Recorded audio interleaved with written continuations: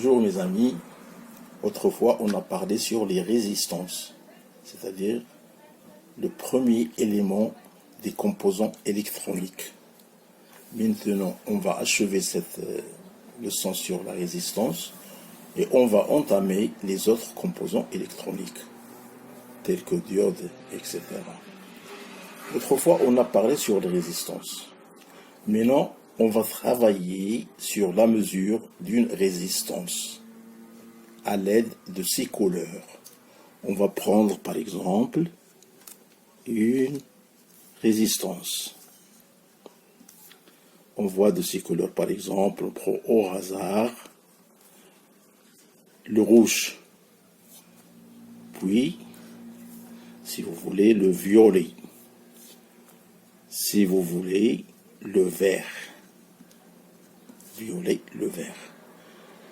La couleur de la tolérance, on va prendre l'or. Donc, on voit que les couleurs, la première colonne, la deuxième colonne, la troisième colonne. La première colonne, deuxième colonne, troisième colonne et la colonne de tolérance. On trouve toujours or ou bien argent.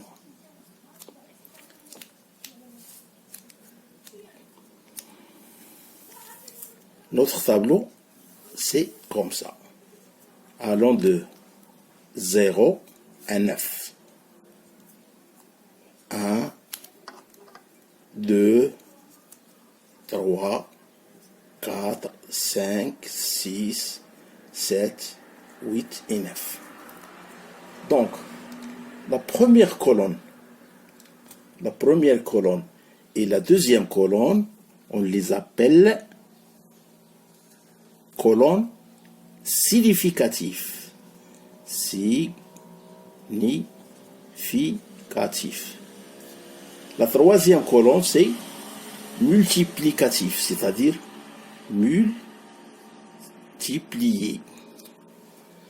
Donc, première colonne, on a le rouge. Le rouge,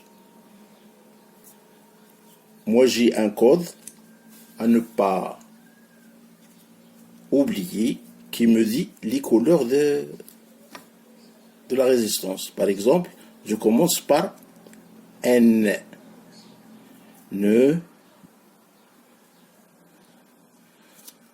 M,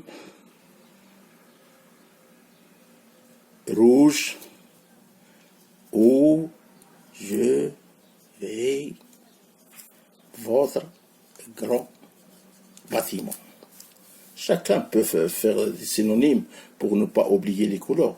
Par exemple, ici, noir, marron, rouge, orange, jaune, vert, bleu, vert, gris et blanc. Ok? Donc, on a ici le rouge. Le rouge, dans le tableau, c'est 2.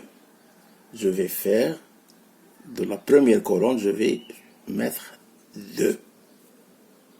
Ça, d'une part. Violet. Violet, dans le tableau, c'est 7. Voilà, violet, c'est 7. Et le vert. Et le vert, c'est quoi? Dans notre tableau, c'est le 5. Donc, fois 10 à la puissance 5. OK? Donc, la mesure de notre résistance est 27 fois 10 à la puissance 5. OK.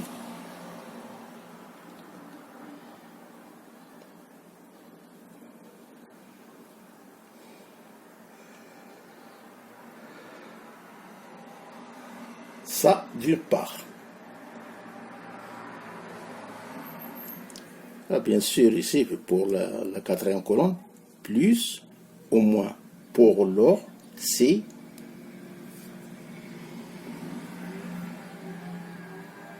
plus ou moins 0,1.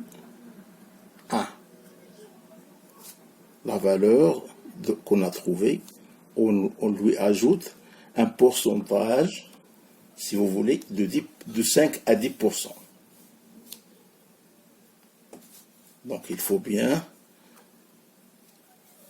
apprendre par cœur ce tableau, c'est-à-dire 0 à 9, et les couleurs. Par exemple, moi je le retiens par la méthode ne mangez rien ou je vais, bon, Chacun peut prendre sa formule. Voilà pour les résistances. Passons au 12e cours d'un composant électronique. C'est celui des condensateurs. Bien. Qu'est-ce que ça veut dire le mot condensateur? Un condensateur est un dipôle linéaire passif constitué de deux armatures.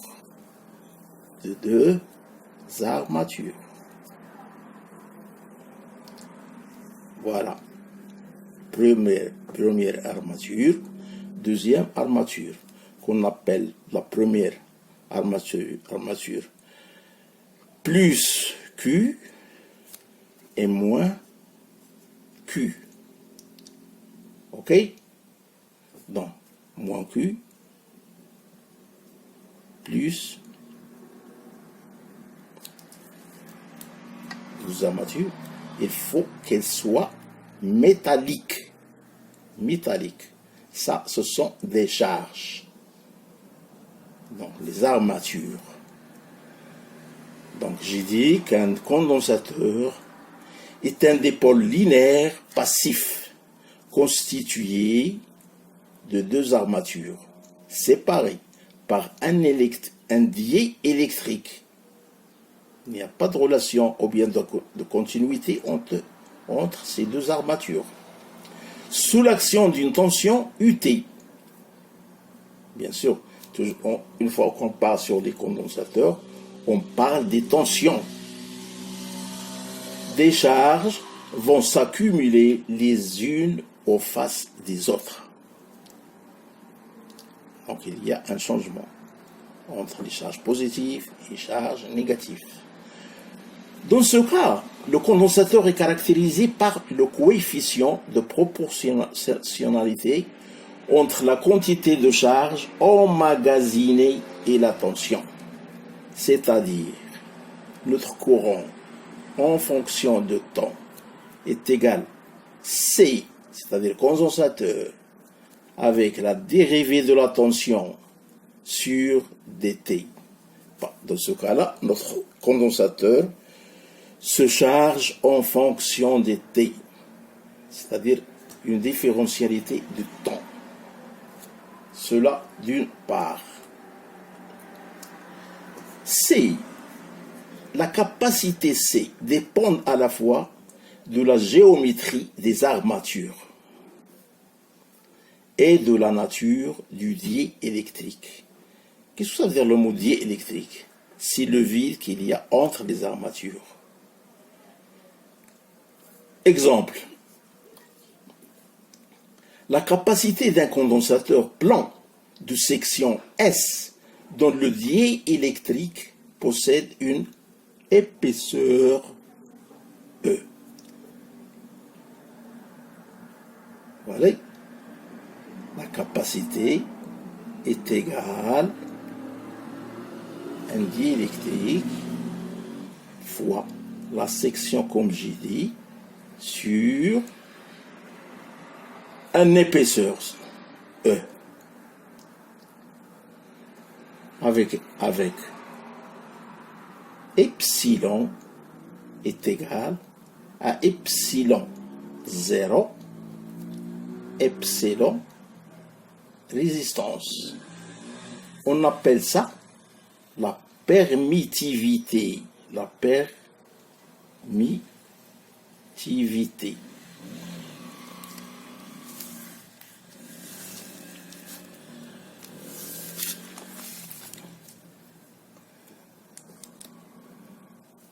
J'ai dit qu'on l'appelle l'epsilon, on l'appelle permissivité du diélectrique. Du diélectrique. Alors on passe à l'énergie emmagasinée.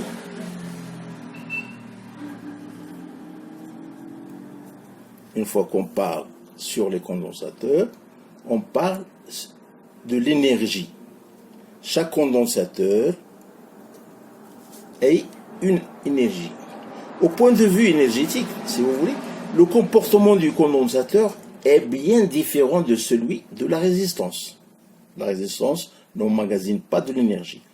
Tandis que le condensateur, elle emmagasine de l'énergie. Alors que cette dernière dissipe d'énergie électrique en la transformant en chaleur. Le condensateur emmagasine de l'énergie électrique quand il se charge, après sa charge. Il la restitue lorsqu'il se décharge. Donc on voit que le condensateur se charge et se décharge. Il n'y a que très peu de pertes d'énergie électrique. Le condensateur chargé forme donc une réserve d'énergie. Déjà on a dit qu'elle emmagasine de l'énergie. Cette énergie s'exprime en fonction de sa capacité C et de la quantité de charge stockée Q. On voit par E qui est le champ électrique qui est égal à la moitié, c'est-à-dire 1/2 notre tension débit Q qui est égal à 1/2 CU carré. Donc la puissance électrique P qui est égale à dE sur dt en fonction de temps.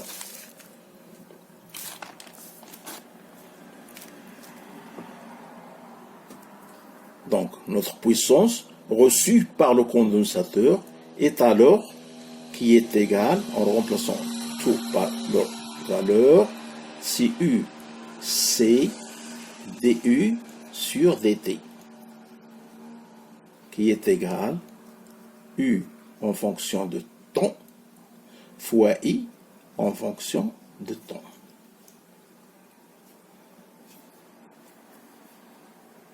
À cela, j'achève mon cours sur le condensateur.